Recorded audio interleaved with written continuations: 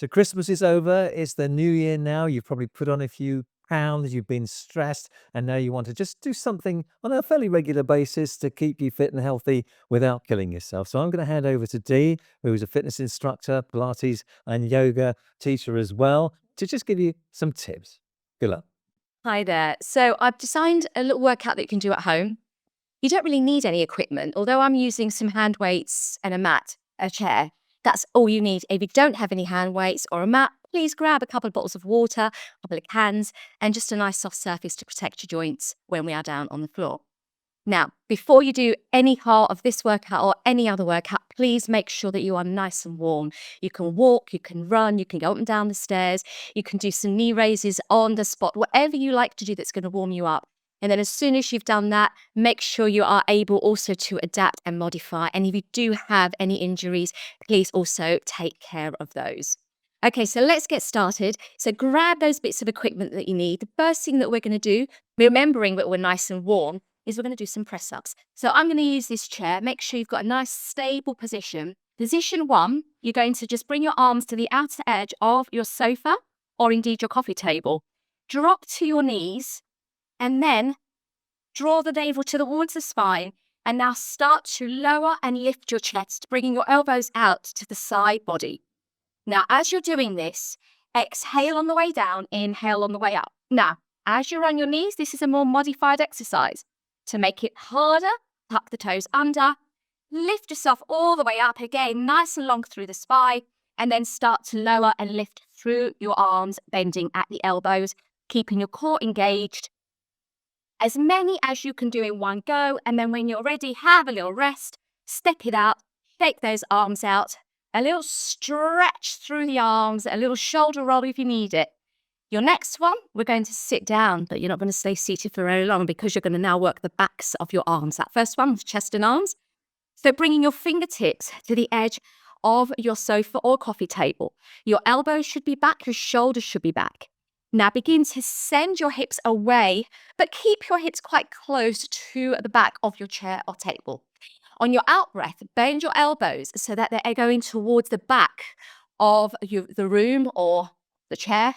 And then you're exhaling on the way down, inhaling on the way up. Again, do as many as you can in one go.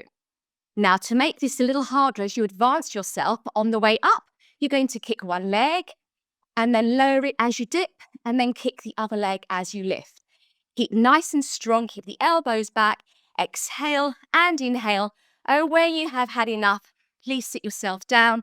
Give your shoulders a little roll back. Give those arms a good little shake out. And if you're ready, do it again. Okay, now, picking up either your hand weights, your tins, or your bottles of water, begin to take your legs out to the side now. Now, wherever your legs are, make sure your toes, knees, and hips are aligned, okay? Roll back the shoulders, zip up through your abdominals. And what I'm going to ask you to now start to think about doing is to squat down. As you squat down, we are going to press the arms back and then stand. And as we stand, we're going to reach the arms over the head. So tuck the elbows in, squat, and lift, and again. So align through the joints, toes, knees, and hips. So as you squat back, elbows to the side body, tricep to bicep, and then overhead press into your shoulder presses. Now, please make sure once again that your back is nice and neutral, and you're sitting your hips back towards your heels. Now, the progression, you're going to take a balance, and you're going to start to squat. And then as your arms come up, we're going to lift the right leg to the side. And you're going to repeat that 8 times for me. Okay? Right leg to the side. Taking the balance, finding the outer edge of your thigh into the side body as well. When you have done 8 on that side, you're then going to move and do 8 on your opposite side. Okay? So find balance and breath. Lift up and reach. Okay. Relaxing back. Roll back those shoulders for me, and now begin to step to the side and take any of your legs back until we are on like a split or a double yellow line, if you like. The heel is up at the back, the shoulders are down and back. With or without your hand weights, we're going to take a little lunge. Now, if your knees hurt, please do not lunge, but you're going to lunge. As you come up, you're going to lift into a forward raise. So exhale down, your arms come to the side of the body. Inhale, lift them up so that they're in line with your shoulders. And again, keep a lovely long back, your core nice and strong. Now, I'm going to ask you to do about 10 or 12 reps on each of your legs here. And then obviously when you finish that one, switch to the other side and do the same thing. So remembering again, nicely balanced here, core nice and strong, back nice and long, and exhale on the way down, inhale on the way up. And once you've done those 10 to 12 reps, bring yourself back in.